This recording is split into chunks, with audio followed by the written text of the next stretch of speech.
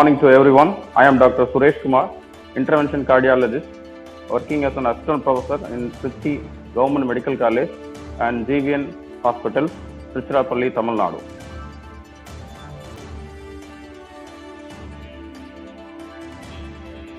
Heart failure, to be precise, I just want to more informative to patients. I just want to mingle with my local language Tamil also. So heart failure is nothing else the inability of the heart to pump adequate blood to the vital organs. To be frank, to say in Tamil, இருதயத்தோட வேலை வந்து முக்கியமான organs, முக்கியமான உறுப்புகளுக்கு நல்ல ரத்தத்தை கொண்டு போய் சேர்க்கறது இருதயத்தோட இது ரெண்டு விதமா ஃபெயிலியர் வரலாம். The failure can be either forward failure or backward failure. That is pumping deficit of the heart. ஹார்ட்டோட மெயின் வேலை இருதயத்திலிருந்து பம்ப் பண்ணி ரத்தத்தை வெளியே அனுப்பணும். அந்த பம்ப் பண்றது குறைஞ்சதுன்னா மெயினான organs like brain, like kidney, like liver எல்லா ஆர்கனுக்கும் பிளட் சரியா போகாது. ஸோ பிளட் போகலைன்னா அந்த ஆர்கனோட டெபிசிட் எல்லாம் வரும். ஸோ ஈவன் தான் ஹார்ட் தான் மெயின் பம்பிங் ஆர்கனாலும் அதோட டெபிசிட் எல்லா ஆர்கனையும் தெரியும். That's why heart failure is very very very dangerous. But the only fact இதில் ஹார்ட்ல இருந்து வெளியே போகிற பிளட் கம்மியாகிறதுனால எல்லா ஆர்கன்ஸோட மேனிஃபெஸ்டேஷனும் வரும். மற்ற ஒவ்வொரு ஆர்கன்ஸ்லையும் இப்போ லிவர் ஃபெயிலியர்னா லிவரோட மேனிஃபெஸ்டேஷன் இருக்கும், கிட்னியில் ஃபெயிலியரில் மேனிஃபெஸ்டேஷன் இருக்கும். ஹார்ட்ல மட்டும்தான் heart is supplying blood, that is fuel to all the organs.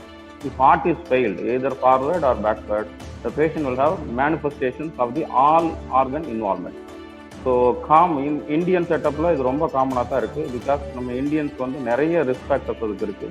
So Indian செட்டப்ஸ்ல 1 to 2% of the population, total population இது out of total population 1 to 2% minimum affect ஆயிருக்காங்க.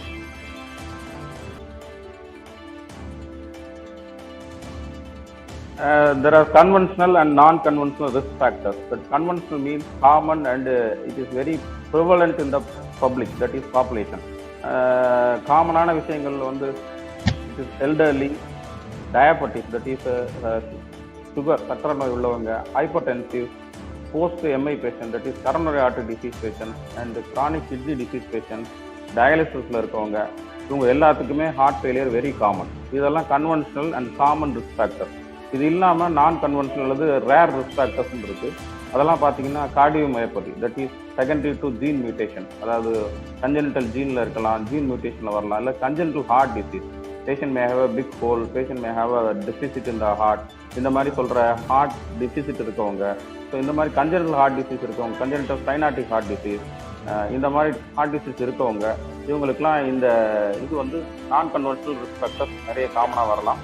So commonly the risk factors are divided into conventional and non-conventional, out of which conventional risk factors, diabetes, hypertension, CAD, CKD and elderly, everything is common.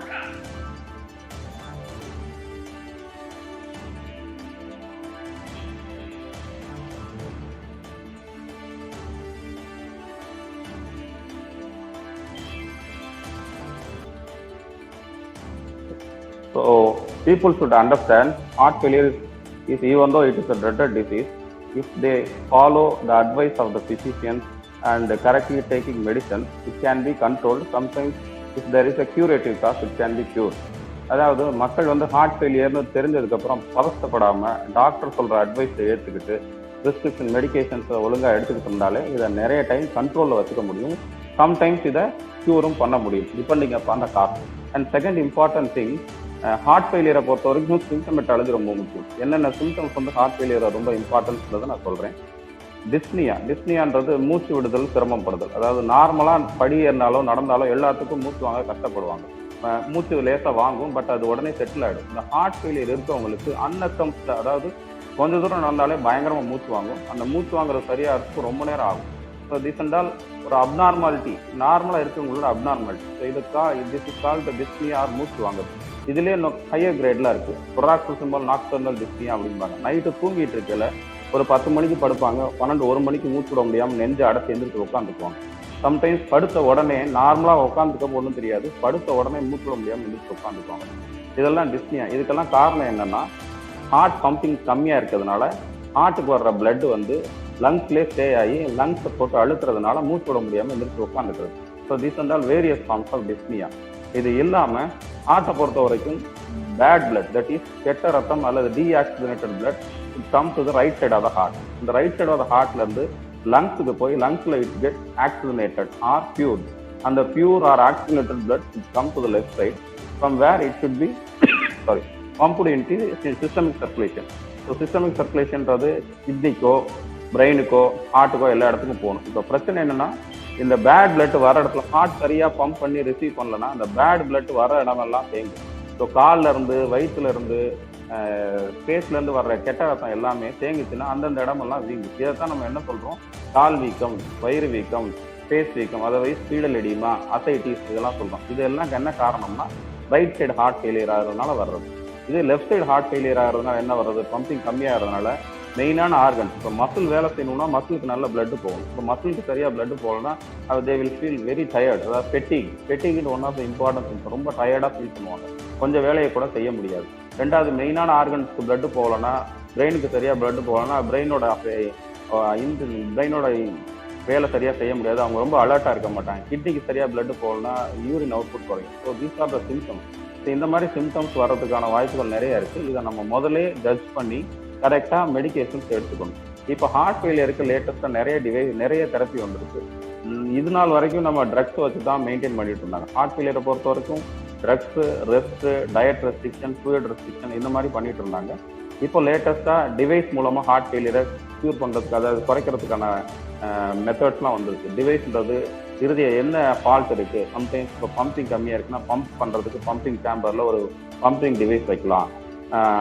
வெளியில வர இதை receive பண்றதுல கஷ்டமா இருக்குன்னா, so there are so many device. Now heart failure வந்து இது நாள் வரைக்கும் ஆர்மோமெண்டோரியம் மெடிசன்ஸ்ல இருந்தது. Now the armamentarium is slowly shifted to device therapies also.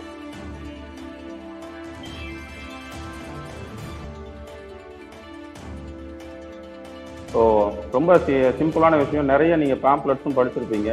First வந்து நீங்கள் செய்ய வேண்டியது உங்கள் ரெகுலர் ஆக்டிவிட்டீஸை ரெகுலராக செய்யுங்க. ஹார்ட்டை பொறுத்த வரைக்கும் whatever maybe the heart, the insulted heart, இந்த பம்பிங் கம்மியாக இருந்தாலும் ஹார்ட்டுக்கு ரெகுலராக மினிமல் ஒர்க்கு கொடுக்கணும். இது எதுக்காகன்னா, இது அஃபெக்ட் ஆகாத normal heart cells will stimulate themselves and do better. So எப்பொழுதுமே எந்த ஒரு ஹார்ட் டிசீஸ் வந்தாலும் cardiac rehabilitation, that is heart pumping குறைஞ்சாலும் மீதி ஹார்ட்டை நம்ம வேலை செய்ய வைக்கிறதுக்கு சின்ன சின்ன வேலைகளை செய்ய வேண்டும். எனக்கு தெரிஞ்சு நிறைய பேஷண்ட் வந்து நிறைய பேஷண்ட்டை கேட்டிருக்கேன், சார் எந்த வேலையும் நான் செய்யறதில்லை, எந்த வேலையும் செய்யறதில்லை, நான் வீட்டிலே உட்காந்துருக்கேன். That is actually wrong. So உங்களால் முடிஞ்ச அளவுக்கு வேலை செய்யணும். That is good for the remaining heart cells. So டெத்தான ஹார்ட் செல்ஸ் அல்லது இன்ஃபெக்டட் அஃபெக்டான ஹார்ட் செல்ஸ் தவிர மற்ற ஹார்ட் செல்ஸ் வேலை செய்யறதுக்கு சின்ன ஸ்டிமுலஸ் தேவை. ஹார்ட்டோட வேலை பம்ப் பண்ணுறதுக்கு நீங்கள் கொஞ்சமாவது எக்ஸசைஸோ கொஞ்சமாவது ஆக்டிவிட்டி செஞ்சால் தான் பம்ப் பண்ணி ரிமைனிங் செல்ஸ் இதாகும். So this is very very important. Because drugs எல்லாமே வந்து உங்களுடைய சிம்டமெட்டாலஜியை குறைக்கும்.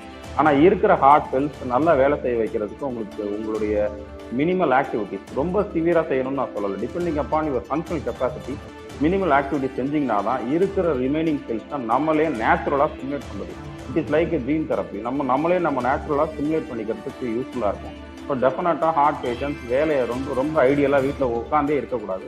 What ever they can do, அவங்களால செய்யணும். நடக்கிறதோ சின்ன சின்ன வேலைகள் செய்யறதோ கண்டிப்பாக செய்யணும். இதான் என்னோட ஃபர்ஸ்ட் அட்வைஸ் சொல்லுவேன். ரெண்டாவது, அஸ் அ பேஷண்ட் நாங்கள் கிளினிக்கில் ஓபியில் பார்க்குறப்போ நிறைய பேஷண்ட்ஸ் வந்து பாதி வர்றாங்க. பேஷண்ட்ஸ் வந்து எப்பொழுதுமே என்னென்னா சிம்டம் ஓரியன்டாக இருக்காங்க. அவங்களுக்கு சிம்டம் நிறையா இருந்தால் தான் நம்மளுக்கு டிசீஸ் இருக்குது. சிம்டம் க்யூர் ஆகிடுச்சு, நம்மளோட டிசீஸ் இல்லை க்யூர் ஆகிடுச்சுன்னு நினச்சிக்கிறாங்க. Most 90 to 95% of the heart failure can be controlled, not cured. That is very very important. அதாவது ஹார்ட் ஃபெயிலியர் ஒரு 90லேருந்து 95% depending upon the cause it can be controlled. கண்ட்ரோல்டுனா என்ன அர்த்தம், அவங்களுக்கு ஃபீடர் எடிமா இல்லாமல், அசைட்டிஸ் இல்லாமல், முகம் வீக்கம் இல்லாமல், கால் வீக்கம் இல்லாமல், மூச்சு வாங்காமல், டயர்ட்னஸ் இல்லாமல் மெயின்டைன் பண்ண முடியும் வித் ட்ரக்ஸ் அண்ட் மெடிகேஷன். இது என்னைக்கு நீங்கள் விடுறீங்களோ he will land up once again with the பழைய ப்ராப்ளத்துக்கு போயிடுவாங்க. ஸோ இந்த ஹார்ட் ஃபெயிலியரே நாங்கள் 4 ஸ்டேஜாக பிரிப்போம். Stage A, stage B, stage C, stage டின்னு பிரிப்போம். நார்மலாக எங்களுக்கு வர்ற பேஷண்ட் ஸ்டேஜ் சி அல்லது ஸ்டேஜ் டி. ஸ்டேஜ் டின்றது ரிஃப்ராக்டரி ஹார்ட் ஃபெயிலியர். அது வந்து டிவைஸ் வச்சு தான் இது பண்ணும். ஸோ ஸ்டேஜ் டி யூஸ்வலாக சர்ஜன்ஸ் ப்ளஸ் கார்டியாலஜிஸ்ட் அப்படி சேர்ந்து வருவாங்க. ஸ்டேஜ் சி வரைக்கும் கார்டியாலஜிஸ்ட் மெயின்டைன் பண்ணலாம். இந்த ஸ்டேஜ் சி பேஷண்ட் எப்படின்னா அவங்க ரொம்ப சிவியர் சிம்டமெட்டாலஜியோட வருவாங்க. நம்ம ட்ரக்ஸ் எல்லாம் கொடுத்தோன்னே ஸ்டேஜ் பிக்கு போயிடுவாங்க. ஸ்டேஜ் பி பேஷண்ட் என்னன்னா சிம்டம் இல்லாமல் பட் ஹார்ட் ஃபெயிலியர் இருக்க பேஷண்ட். ஸ்டேஜ் ஏ சிம்டமேட்டிக் எல்வி டிஸ்ஃபங்க்ஷன் அப்படின்னு எடுத்துக்கலாம். ஏ சிம்டமேட்டிக்னா சிம்டம் இருக்காது, அவங்களுக்கு ஹார்ட் எல்வி டிஸ்ஃபங்க்ஷன் இருக்கும். ஸ்டேஜ் ஏன்றது ரிஸ்க் மட்டும் இருக்கிற ஆளுங்க. ஸோ அந்த ஸ்டேஜ் பிக்கு போயிடுவாங்க. அந்த ஸ்டேஜ் பிக்கு போனால் சிம்டம் இருக்காது. அல்டிமேட்டாக பேஷண்ட் என்ன நினைக்கிறாங்க, நம்மளுக்கு எல்லாம் க்யூர் ஆயிடுச்சு, so there is no need to continue medication. This is a very very wrong concept. இதுதான் நிறைய பேர் பண்ணுறது. நிறைய பேர் பண்ணுற இது அவங்க டிசீஸ் க்யூர் ஆனோடனே மறந்து விட்டுறது. இதை நான் நிறைய தடவை கிளினிக்கல் ப்ராக்டிஸில் நிறைய பார்த்துக்குவோம். ஒரு 70% ஆஃப் த பேஷண்ட் தான் ரெகுலராக வர்றாங்க. ஒரு 30% பேஷண்ட்டு இன்ட்ரப்டடாக ஒரு 2 மாதம் வர்றது, நல்லா செட்டில் ஆனோன்னா ஒரு 2 மாதத்துக்கு டேப்லெட்ஸ் எடுக்கிறது இல்லை. ஸோ இப்படி வர்றாங்க. This is very very very wrong. So please understand, heart failure 90 to 95% can be controlled. So with medication. இப்பட்டால் நம்ம என்ன பண்ணலாம், ஃபஸ்ட்டு வந்தப்போ நிறைய ட்ரக்ஸ் எழுதிப்போம், அதை கொஞ்சம் கொஞ்சமாக கண்ட்ரோலாக ட்ரக்ஸ் நம்பரை குறைக்கலாம். But the heart failure patient need minimum number of drugs life long. That is very very important. Life லாங்காக ஒரு சில மாத்திரைகள் எடுத்துக்கொண்டே ஆக வேண்டும். இதை ரொம்ப ரொம்ப புரிஞ்சுக்கணும். மூணாவது விஷயம், நம்ம சொல்கிற நான் medical advice, that means dietary habits எப்படி எடுத்துக்கணும். டயட்ரி ஹேபிட்ஸ் நிறைய பேர் வந்து ஹை சால்ட் இன்டேக். நிறைய பேரை கிளினிக்கல் ப்ராக்டிஸ் பார்க்குறோம், எங்களால் உப்பு இல்லாமல் சாப்பிட முடியாது சார், ஊறுகாய் இல்லாமல் சாப்பிட முடியாது சார். ஸோ இதெல்லாம் ஒவ்வொரு தடவையும் பேஷண்ட்டை கொண்டு போய் ஹார்ட் ஃபெயிலியரில் ஃபோர்ஸ் பண்ணும். ஒரு ஹார்ட் ஃபெயிலியர் அட்மிஷனுக்கும் இன்னொரு ஹார்ட் ஃபெயிலியர் அட்மிஷனுக்கும் டியூரேஷன் கம்மியாக ஆக ஹார்ட் ஃபெயிலியர் வந்து இன்க்ரீஸ் ஆகிட்டு இருக்கு, சிவியாரிட்டி அப்படின்னு அர்த்தம். ஸோ நம்மளுடைய வேலை இந்த ஹார்ட் ஃபெயிலியர் அட்மிஷன்ஸ்க்கு நிறைய லாங் கேப் கொடுக்குற அளவுக்கு நம்ம கண்ட்ரோல் பண்ணணும். ஸோ அப்பார்ட் ஃப்ரம் மெடிகேஷன், நான் மெடிக்கல் அட்வைஸ் சச்சஸ் டயட்ரி அட்வைஸ் ரொம்ப முக்கியம். அதோட சேர்த்து ஃப்ளூயிட் இன்டேக் ரொம்ப ரொம்ப முக்கியம். 1 லிட்டர் 1.5 லிட்டர்ஸ் மேக்ஸிமம் கொடுக்குனாங்கன்னா அதை தாண்டி கொடுக்கக்கூடாது. சார் நான் ரொம்ப குடிச்சிட்டேன், எனக்கு காக எடுத்தது அப்படின்னு சொன்னால் this and all detrimental to heart. So எப்பொழுதுமே ஹார்ட் ஃபெயிலியரில் ஒரு அட்மிஷன்லேருந்து மற்ற அட்மிஷனுக்கு தடுக்கிறதுக்கு எல்லாத்தையும் நம்ம பண்ணணும். ஸோ என்ன கேட்டிங்கன்னா 3 advice, main advice. You always need to continue drugs lifelong, if at all minimal number of drugs. I am not going to say that so many drugs initially started. First thing. Second thing, non-medical advice by the doctor. That means non-pharmacological therapy ன்னு சொல்ற மாதிரி dietary advice, fluid intake, exercise, yoga எல்லாத்தையும் நீங்க எடுத்துக்கணும். மூணாவது, minimal exercise daily. Don't be ideal in the house, don't do anything இருக்காதீங்க. So இந்த 3 advice தான் நான் என்னோட பேஷண்ட்டுக்கு சொல்றேன்.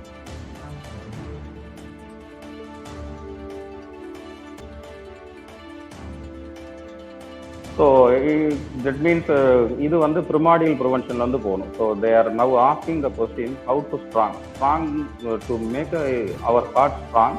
We should initiate everything before it get involve from the disease process. That means risk வர்றதுக்கு முதல்ல இருந்தே நம்ம ஹார்ட் ஃபெயிலியரை அவாய்ட் பண்ணணும். ஸோ ரிஸ்கான ஃபேக்டர்ஸ் என்ன, ஸ்மோக்கிங், ஆல்கஹால், இதெல்லாம் வந்து நம்ம கண்கூட தெரிஞ்ச ரிஸ்க் ஃபேக்டர்ஸ். இதெல்லாம் நம்ம கண்டிப்பாக நிறுத்தணும். 1. 2வது, ஹைப்பர் டென்ஷன், டயபெட்டிக்ஸ், இதெல்லாம் வந்து ஃபேமிலியில் இருக்குது. நம்மளுக்கு ஃபேமிலி ஹிஸ்ட்ரியில் ஹைப்பர் டென்ஷன், டயபெட்டிக்ஸ் இருக்குன்னா நம்மளுக்கு வர வாய்ப்பு இருக்குன்னா நம்ம ரெகுலராக மானிட்டர் பண்ணிக்கிட்டே இருக்கணும். நம்மளுக்கு வர சான்ஸ் இருக்குன்னா ரெகுலராக மானிட்டர் பண்ணிக்கிட்டே இருக்கணும். ஸோ டயபெட்டிக்ஸ், ஹைப்பர் டென்ஷன் இதுக்குமே நான் ஃபார்மகாலஜிக்கல் மேனேஜ்மெண்ட் இருக்குது. டயபெட்டிக்ஸ்க்கு ரெகுலர் எக்ஸசைஸ் இருக்குது, டயட்ரி ஹேபிட்ஸ் இருக்குது, ஃபைபர், காய்கறிலாம் நிறைய எடுத்துக்கணும்னு இருக்குது. அதே மாதிரி ஹைப்பர் டென்ஷனுக்கு நல்ல எக்ஸசைஸ் இருக்குது. சால்ட் இன்டேக்கு கம்மி பண்ணணும்னு நிறைய இது இருக்குது. ஸோ இந்த ரிஸ்க் ஃபேக்டர்ஸை அவாய்ட் பண்ணுறதுக்கு நம்ம என்னென்ன செய்யணுமோ அதெல்லாம் ப்ரிமாடியலாக செய்கிறது பெட்டர். ஸோ ப்ரிமாடியல்ன்ற மீன்ஸ் நம்ம உடம்புக்குள்ளே டிசீஸ் வர்றதுக்கு முன்னாடியே நம்ம எடுக்கிற ப்ரிவென்ஷனுக்கு பேர் தான் ப்ரிமாடியல் ப்ரிவென்ஷன். சரியா? ஸோ இப்போ ஒரு சில ஆளுகளுக்கு மைல்டாக ரிஸ்க் வந்துருச்சு, டயபெட்டிக்ஸ் வந்துருச்சு, ஹைப்பர் டென்ஷன் வந்துருச்சு, sometimes they will have mild heart attack வந்துருச்சு. இவங்கெல்லாம் ஒரு தடவை டிசீஸ் வந்துருச்சு. இவங்களை வந்து ப்ரைமரி, இதுக்கப்புறம் நம்ம என்ன பண்ணணும், இவங்களை செகண்டரியாக டிசீஸ் வர விடாமல் என்ன பண்ணணுமோ அதை பண்ணணும். ஸோ இந்த மாதிரி டிசீஸ் வந்துருச்சுன்னா டிசீஸை கண்ட்ரோல் பண்ணுறதுக்கு என்னென்ன எடுத்துக்கணும், ஸ்ட்ரிக்டாக ட்ரக் எடுத்துக்கணும். ரொம்ப நிறைய பேர் பாருங்கள் டயபெட்டிஸ் இஷ்டத்துக்கு ட்ரக் எடுப்பாங்க. ஸோ ட்ரக்ஸ் எல்லாம் ரொம்ப diabetes, hypertension, associated factors எல்லாத்துக்குரிய ட்ரக்ஸையும் ரெகுலராக கரெக்டாக எடுத்துக்கணும். ஸோ இப்படி எடுத்துக்கிட்டாலே அவங்க அந்த செகண்டரி ஸ்டேஜுக்கு போக மாட்டாங்க. அண்ட் தேர்ட் இம்பார்ட்டன்ட் திங், இது எல்லாம் பண்ணி நம்மளுக்கு டிசீஸ் வந்துருச்சு. வந்ததுக்கப்புறம் என்ன பண்ணணும், அதுக்கப்புறம் அதை விட ரெகுலராக ட்ரக்ஸை வந்து ரொம்ப கரெக்டாக ப்ரிஸ்கிரைப் பண்ண டோஸில் எடுத்துக்கணும். ரொம்ப இம்பார்ட்டண்டான விஷயம். அதோட சேர்த்து டயட்ரி ஹேபிட்ஸ், எக்ஸசைஸ், ஆக்டிவிட்டிஸ் எல்லாத்தையும் இது பண்ணும். ஸோ இன்னைக்கு ஸ்டேஜுக்கு வந்து ஹார்ட் ஃபெயிலியர் 90% நல்ல ட்ரக்ஸ் எடுத்து ரெகுலர் ப்ரிஸ்கிரிப்ஷனில் டாக்டர் சொல்கிற அட்வைஸை கேட்டுருந்தா 90% நல்லா கண்ட்ரோல் பண்ணலாம். ஒரு 5 to 10% தான் இப்போ வந்து refractory heart failure, that is stage டின்னு நாங்கள் சொல்கிற ஹார்ட் ஃபெயிலியர் இருக்காங்க. அவங்களுக்கு மட்டும்தான் டிவைஸ் தெரப்பி, சிஆர்டின்பாங்க, கார்டியாக் ரீசின்க்ரோனைசேஷன் தெரப்பி, அந்த மாதிரி டிவைஸ் இல்லது LV assisted device, ventricular assisted device, ICD, இந்த மாதிரி ட்ரக்ஸ், இந்த மாதிரி டிவைஸ் தெரப்பிலாம் அந்த ஒரு 5% தான் தேவைப்படும். மீதி 95% either they will fall in stage A, stage B, stage C. இந்த ஸ்டேஜ் சி நிறைய காமனாக இருக்கும். இந்த ஸ்டேஜ் சி 30 to 40% ஸ்டேஜ் சியில் இருக்காங்க.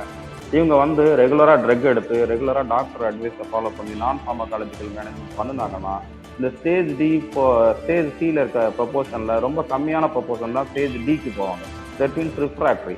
ஸோ ரெகுலராக எடுத்துக்கிட்டாங்கன்னா இந்த stage C heart failure patient will land up in stage B where it is called as asymptomatic LV dysfunction. So நம்மளோட எய்ம் வந்து பேஷண்ட்டோட சிம்டமை குறைச்சி அவங்களுடைய routine quality of life improve பண்ணுறது. ஸோ ட்ரக்ஸ் ரெகுலராக எடுத்துக்கிட்டாங்கன்னா இந்த stage C most of the patient is in stage C.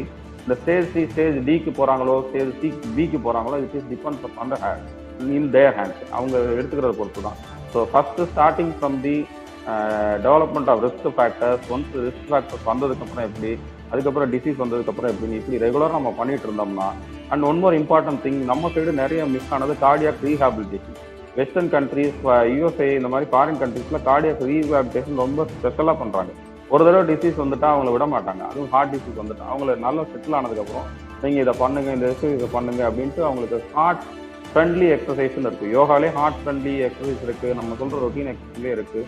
யூஸ்வலாக isometric exercise R dangerous to heart, that means negatively affect heart. But isotonic exercise, such as exercise done in the outdoor like swimming, walking, jogging, இது எல்லாமே வந்து isotonic exercise. இந்த எக்ஸசைஸ்லாம் செய்கிறது வந்து வந்து after the heart affect ஆனதுக்கப்புறம் இந்த ஹார்ட்டை ஸ்ட்ராங் பண்ணும். இதுக்கப்புறம் ஃபர்தராக ஜீன் தெரப்பி அந்த மாதிரிலாம் இருக்குது. இப்போதைக்கு நம்ம அதெல்லாம் பண்ண முடியாது. இது வரைக்கும் நம்ம பண்ணுறது நம்ம ஹார்ட்டை ஸ்ட்ராங்காக வச்சுக்கிறதுக்கு யூஸ்ஃபுல்லாக இருக்கும். தேங்க்யூ.